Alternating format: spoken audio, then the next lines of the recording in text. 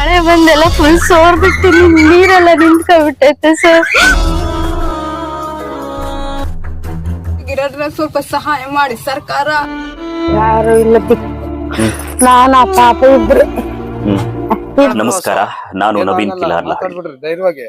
ನಿಜಕ್ಕೂ ಸ್ವಾತಂತ್ರ್ಯ ಬಂದು 75 ವರ್ಷಗಳು ಕಳೆದ್ರೂ ಕೂಡ ಇವತ್ತು ಅದೆಷ್ಟೋ ಜನರಿಗೆ ಮೂಲಭೂತ ಸೌಕರ್ಯಗಳಿಲ್ಲದೆ ನರಕ ಯಾತನೆ ಅನುಭವಿಸ್ತಾ ಇದ್ದಾರೆ. ಸ್ವಾತಂತ್ರ್ಯ ಬಂದು 75 ವರ್ಷಗಳು ಕಳೆದಿವೆ. ದೇಶ ಅಭಿವೃದ್ಧಿಯತ್ತ ದಾಪುಗಾಲು ಹಿಡಿದಿದೆ. ಆದರೆ ಇಂದಿಗೂ ಒಂದು ಸೂರಿಗಾಗಿ, ಮೂಲಭೂತ ಸೌಕರ್ಯಗಳಿಗಾಗಿ ಜನರು ಕಣ್ಣೀರು ಹಾಕುವ ಪರಿಸ್ಥಿತಿ ನಮ್ಮ ನಡುವೆಯೇ ಇದೆ. ಹರಿಹರಪುರ ದಲಿತ ಕಾಲೋನಿಯ ದುಸ್ಥಿತಿ ಬಯಲು. ಹೌದು, ತುಮಕೂರು ಜಿಲ್ಲೆ ಪಾವಗಡ ತಾಲೂಕಿನ ಸಿಕೆಪುರ ಗ್ರಾಮ ಪಂಚಾಯಿತಿಗೆ ಒಳಪಡೋ ಹರಿಹರಪುರ ದಲಿತ ಕಾಲೋನಿಯ ಜನರ ಬದುಕು ಇಂದು ಅಕ್ಷರಶಃ ನರಕಯಾತನೆಯಾಗಿದೆ.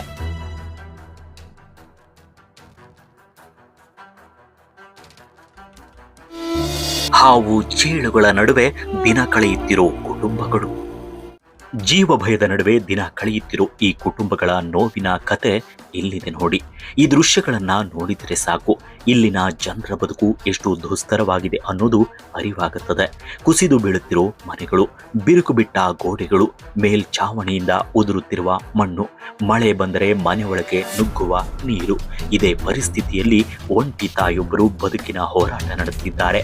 ಸಹಕಾರಕ್ಕಾಗಿ ಅಂಗಲಾಚಿ ಬೇಡಿಕೊಳ್ಳುತ್ತಿದೆ ಹಿರಿಜೀವ. ಅವರೇ ನೊಂದು ಬದುಕುತ್ತಿರೋ ಹನುಮಕ್ಕ. ನಾವು ಮನಿಲ್ಲ, ಮಟ್ಟಿಲ್ಲ, ಯಾರು ಇಲ್ಲ ದಿಕ್ಕು. ನಾನ ಪಾಪ ಇಬ್ರು ಗಂಡು ಮಕ್ಕಳಿದಾರ, ಅವ್ ಎಲ್ಲೇ ಇದ್ದಾವ, ದಿಕ್ಕಿಲ್ಲ ಅವಕ್ಕೆ. ಮಳೆ ಬಂದ್ರೆ ಸೇಳು ಮಂಡ್ರಿಗ ಬೀರು ಬಂದೈತಿ, ತಿರ್ಗಾ ಹತ್ಲಾಗೆ ಹಾವು ಬಂದೈತಿ. ಹಿಂಗೆ ಅದ್ರಾಗೆ ವಾಸ್ತಳ ಮಾಡ್ತೀವಿ, ಮಾಡಿದ್ರೆ ಎಲ್ಲಿಗೆ ಹೋಗ್ಬೇಕಪ್ಪ ನಾವು?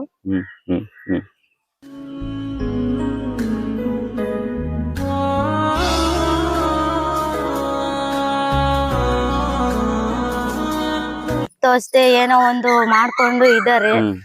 ಅಡ್ಗೆ ಮಾಡ್ಕೊಂಡು ತಿನ್ನೋಕು ಕಷ್ಟ, ಮಲ್ಕೊಳಕ್ಕೂ ಕಷ್ಟ. ರಾತ್ರಿ ಎಲ್ಲ ನಿದ್ದೆನೆ ಮಾಡಿಲ್ಲ ಅವರು.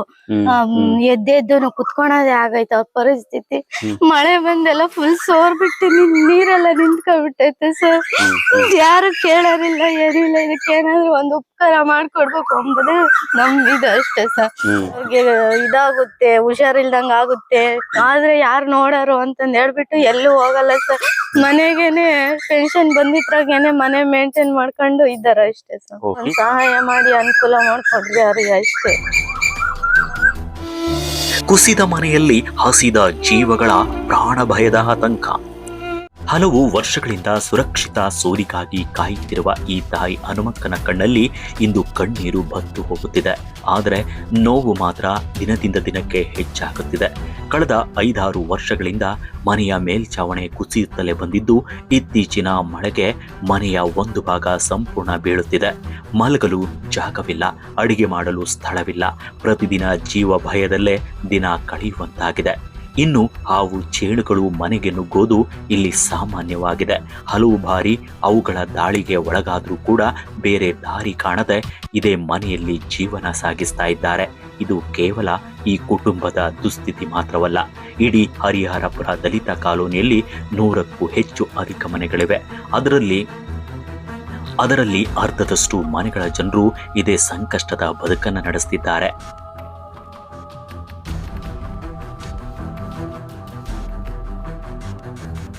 ಸಪ್ಲೈನು ಕೊಡ್ಲಿಲ್ಲ. ಕೊಡ್ದ ಹೊತ್ತಿಗೆ ನಾವು ಗುಡ್ಲಾಕೊಂಡು ಗುಡ್ಲಾಗ ವಾಸ ಮಾಡ್ತಾ ಇದೀವಿ ನೋಡು. ನಾವು ಏನು ಮಾಡ್ಬೇಕು? ಎಷ್ಟು ವರ್ಷದಿಂದ? ಹಾಲಿಗೆ 2 ವರ್ಷ ಆಯ್ತು. ಮನೆಯಾಗ ಬಾಣ್ತಿ ಆದ್ರೂ ಕೂಡ ಮನೆಯ ಬಾಣ್ತಿ ತಾನ ಅದ್ರಾಗೆ ಮಾಡಿದೀನಿ, ಬಿದ್ದಿರ ಮನೆಯಾಗೇನೆ.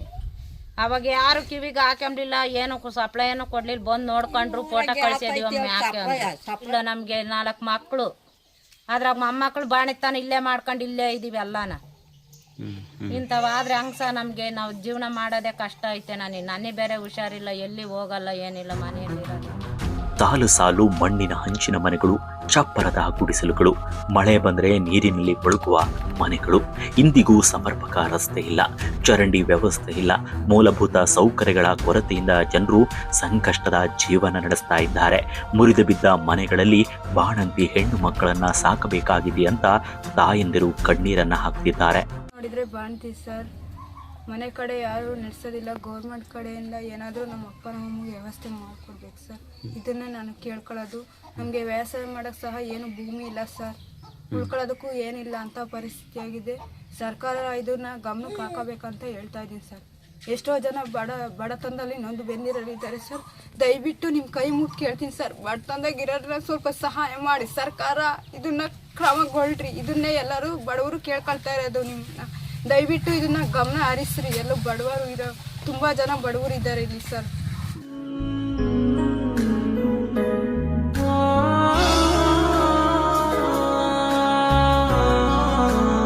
ಇದೇ ಗ್ರಾಮದ ನಾಗರಾಜ್ ಅವರು ಸ್ಥಳೀಯರಿದ್ದಾರೆ. ಅವ್ರನ್ನ ಮಾತಾಡ್ಸೋಣ, ಹೇಗಿದೆ ಇಲ್ಲಿನ ಪರಿಸ್ಥಿತಿ ಅಂತ ಹೇಳಿ.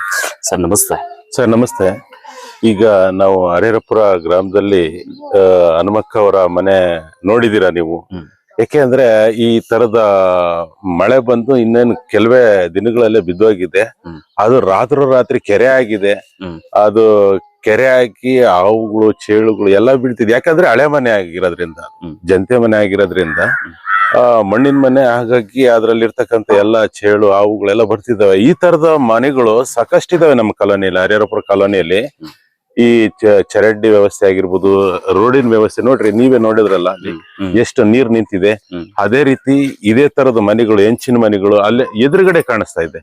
ಆ ತರದ ಮನೆಗಳು, ಬೇಕಾದಷ್ಟು ಮನೆಗಳು, ಸೈಟುಗಳ ಅವಶ್ಯಕತೆ ಇದೆ.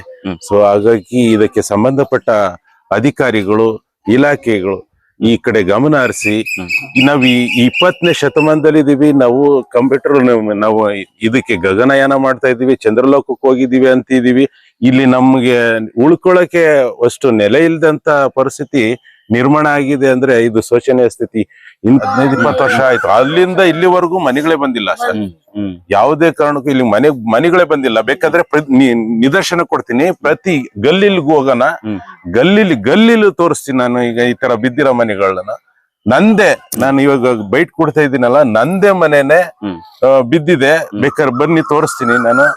ನಾವಿಷ್ಟೆಲ್ಲ ಓಡಾಡ್ಕೊಂಡು ಜ್ಞಾನವಂತ ಸಮಸ್ಯೆಗಳ ಬಗ್ಗೆ ಹಲವು ಬಾರಿ ಅಧಿಕಾರಿಗಳ ಗಮನಕ್ಕೆ ತಂದರೂ ಯಾವುದೇ ಪ್ರಯೋಜನವಾಗಿಲ್ಲ ಅಂತ ಸ್ಥಳೀಯರು ಹನುಮಂತರಾಯಪ್ಪ, ಸುರೇಶ್, ಲೋಕೇಶ್, ತಿಪ್ಪಣ್ಣ, ರಂಜಿತಾ, ರತ್ನಮ್ಮ ಹಲವರು ಅಲವತ್ತುಕೊಳ್ತಿದ್ದಾರೆ.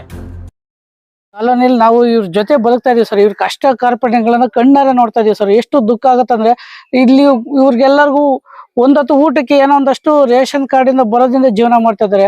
ಕೂಲಿ ಹೋಗೋರಂದ್ರೆ ಕೂಲಿ ಕೆಲಸ ಸಿಗ್ತಾ ಇಲ್ಲ. ಮತ್ತೆ ಏನೋ ಮನೆ ಕಟ್ಕೊಳ್ಳೋಣ, ಮನೆ ಮುಂದೆ ಒಂದು ಸೀಟ್ ಹಾಕೋಣ ಅಂದ್ರೂ ಕೂಡ ಇವ್ರ ಹತ್ರ ಒಂದು ನಯ ಪೈಸೆ ದುಡ್ಡುಗಳಿಲ್ಲ. ಏನೋ ಇವ್ರ ಒಂದಷ್ಟು ಮಕ್ಳಿರೋವಂಥವ್ರು ಬೆಂಗಳೂರು ಕಡೆ ಹೋಗಿದ್ದಾರೆ. ಅವರು ಅಲ್ಲೇ ಸೆಟ್ಲ್ ಆಗ್ಬಿಟ್ಟು ಅವ್ರಿಗೆ ಬ್ಯಾಡ್ ಹ್ಯಾಬಿಟ್ಗಳಿಗೆ ಅಡಿಕ್ಟ್ ಆಗ್ಬಿಟ್ಟು ಅವ್ರು ಅಲ್ಲೇ ಇದ್ದಾರೆ. ಇವ್ರ ಕೈಲಾಗ್ದಿರೋಂಥವ್ರು ಮನೆಗಳಿಗೆ, ಮುರ್ಕ್ ಮನೆಗಳಲ್ಲಿ, ಬಿದ್ದೋಗಿರೋ ಮನೆಗಳಲ್ಲಿ ವಾಸ ಮಾಡ್ತಾರೆ. ಈ ಕಡೆ ಆಡಳಿತ ಮಂಡಳಿಗಳು ಬಂದ್ಬಿಟ್ಟು ಏನೋ ಅಟ್ಲೀಸ್ಟ್ ಇವ್ರಿಗೆ ಸೂರು ಕಟ್ಕೊಟ್ರೆ ನೆಮ್ಮದಿಯಿಂದ ಬದುಕ್ಬೋದು. ಕೂಲಿ ಹತ್ರ ನಾಲಿ ಮಾಡ್ಕೊಂಡು ಜೀವನ ಮಾಡ್ತಾರೆ. ಅದಕ್ಕೂ ಅವಕಾಶ ಇಲ್ವಲ್ಲ ಸರ್. ಇದು ಎಂತ ಈ ಸರ್ಕಾರದ ನಿರ್ಲಕ್ಷ್ಯತನ ಎದ್ದು ಕಾಣಿಸ್ತಾ ಇದೆ ಸರ್. ದಯವಿಟ್ಟು ಈ ಆಡಳಿತ ಮಂಡಳಿಗಳು ಇತ್ತ ಕಡೆ ಗಮನ ಹರಿಸಿ ನೋಡಿ. ಬನ್ನಿ, ನಮ್ಮ ಇಡೀ ಕಾಲೋನಿಗಳಲ್ಲಿ ಒಂದ್ 5-6 ಮನೆ ಒಂದಷ್ಟು ನೆಟ್ಟಿಗಿರ್ಬೋದು ಅಷ್ಟೇ. ಸುಮಾರು ಒಂದು 150 ಕುಟುಂಬಗಳು ಇಲ್ಲಿ ವಾಸ ಮಾಡ್ತಾ ಇದಾವೆ. ಒಂದೊಂದು ಮನೆಯಲ್ಲಿ 3-4 ಕುಟುಂಬಗಳು ವಾಸ ಮಾಡ್ತಾ ಇದಾವೆ. ಆ ಜಾಗ ಎಲ್ಲಾನೆ ಎಷ್ಟೋ ಕಿತ್ತಾಟಗಳು, ಜಗಳ, ಪ್ರತಿ ದಿನ ಜಗಳ ಆಗ್ತದೆ ಸರ್. ಒಂದು ಸುರಕ್ಷಿತ ಮನೆಗಾಗಿ, ಮಕ್ಕಳ ಭವಿಷ್ಯಕ್ಕಾಗಿ, ನೆಮ್ಮದಿಯ ಬದುಕಿಗಾಗಿ ಕಾಯ್ತಿರೋ ಈ ಜನರ ಗೋಳು ಕೇಳುವವರು ಯಾರೂ ಇಲ್ಲದಂತಾಗಿದೆ. ಹಾಗಾಗಿ ಪಾವುಗಡ ತಾಲೂಕಿನ ಹರಿಹರಪುರ ದಲಿತ ಕಾಲೋನಿಯ ಈ ದೃಶ್ಯಗಳು ಅಭಿವೃದ್ಧಿಯ ನಿಜ ಮುಖವನ್ನ ಬಿಚ್ಚಿಡುತ್ತಿವೆ. ಇನ್ನಾದರೂ ಸಂಬಂಧಪಟ್ಟಂತ ಅಧಿಕಾರಿಗಳು, ಜನಪ್ರತಿನಿಧಿಗಳು ಹಾಗೂ ಸರ್ಕಾರ ಎಚ್ಚೆತ್ತುಕೊಂಡು ಹನುಮಕ್ಕ ಅಂತಹ ಅದೆಷ್ಟೋ ಕುಟುಂಬಗಳಿಗೆ ಸುರಕ್ಷಿತ ಮನೆ, ನಿವೇಶನ ಹಾಗೂ ಮೂಲಭೂತ ಸೌಕರ್ಯಗಳನ್ನು ಕಲ್ಪಿಸುತ್ತಾರೆಯೇ ಕಾದು ನೋಡಬೇಕಾಗಿದೆ. Naveen Kilarlahalli, lead news, Pavagada. ವೀಕ್ಷಕರೇ, ಇದಿಷ್ಟು ಸ್ಥಳೀಯರ ಅಲವತ್ತುಗಳು. ಇವತ್ತು ಕೂಡ ಸ್ವಾತಂತ್ರ್ಯ ಬಂದು ಇಷ್ಟು ವರ್ಷ ಕಳೆದ್ರೂ ಕೂಡ ನಮಗೆ ಮೂಲಭೂತ ಸೌಕರ್ಯಗಳ ಸ್ವಾತಂತ್ರ್ಯ ಸಿಕ್ಕಿಲ್ಲ. ಇವತ್ತು ಕೊಳಚೆಯಲ್ಲಿ ಬಿದ್ದಂತ ಮನೆಗಳಲ್ಲಿ ಸಮರ್ಪಕವಾಗಿ ಚರಂಡಿಗಳ ವ್ಯವಸ್ಥೆ ಇಲ್ಲದ, ರಸ್ತೆ ಇಲ್ಲದ ನಡುವೆ ನಾವು ಬದುಕನ್ನ ಕಟ್ಕೊಳ್ತಾ ಇದ್ದೀವಿ. ನಮ್ಮ ಜೀವಕ್ಕೆ ಹೊಣೆ ಯಾರು ಅನ್ನುವಂಥ ಪ್ರಶ್ನೆಗಳು ಇದೀಗ ಸ್ಥಳೀಯರಲ್ಲಿ ಕೇಳಿ ಬರ್ತಾ ಇದೆ. ಸರ್ಕಾರ ಹಿತ್ತ ಕಡೆ ಗಮನ ಕೊಡಬೇಕಾಗಿದೆ. ಪಂಚಾಯಿತಿಗಳಿಗೆ ತೀಕ್ಷ್ಣ ಮತ್ತೆ ಶೀಘ್ರದಲ್ಲೇ ನಿವೇಶನಗಳನ್ನ ಕಲ್ಪಿಸಿಕೊಡ್ಬೇಕಾಗಿದೆ. ವಸತಿ ಯೋಜನೆಗಳನ್ನ ಜಾರಿ ಮಾಡಬೇಕಾಗಿದೆ. ನೂತನವಾಗಿ ಸಿಎಂ ಆಗಿರುವಂತ DK ಶಿವಕುಮಾರ್ ಅವರು, ಕಂದಾಯ ಸಚಿವರು, ಇದೇ ತುಮಕೂರಿನ ಮಿನಿಸ್ಟರ್ ಆಗಿರ್ತಕ್ಕಂಥ G ಪರಮೇಶ್ ಅವರು ಇತ್ತ ಗಮನ ಹರಿಸಬೇಕಾಗಿದೆ. ನೊಂದಂತ ಜೀವಗಳಿಗೆ ಆಸರೆ ಆಗ್ಬೇಕಾಗಿದೆ ಅಂತ ಹೇಳಿ ಇವತ್ತಿನ ಈ ಕಾರ್ಯಕ್ರಮವನ್ನ ಇಲ್ಲಿಗೆ ನಾನು ಮುಟುಗೊಳಿಸ್ತಾ ಇದ್ದೀನಿ. ನಾಳೆ ಇನ್ನೊಂದು ಕಾರ್ಯಕ್ರಮವನ್ನು ಹೊತ್ತು ತರ್ತೀನಿ. ಅಲ್ಲಿವರೆಗೂ ಕಾಯ್ತಾ ಇರಿ. ನಮಸ್ಕಾರ.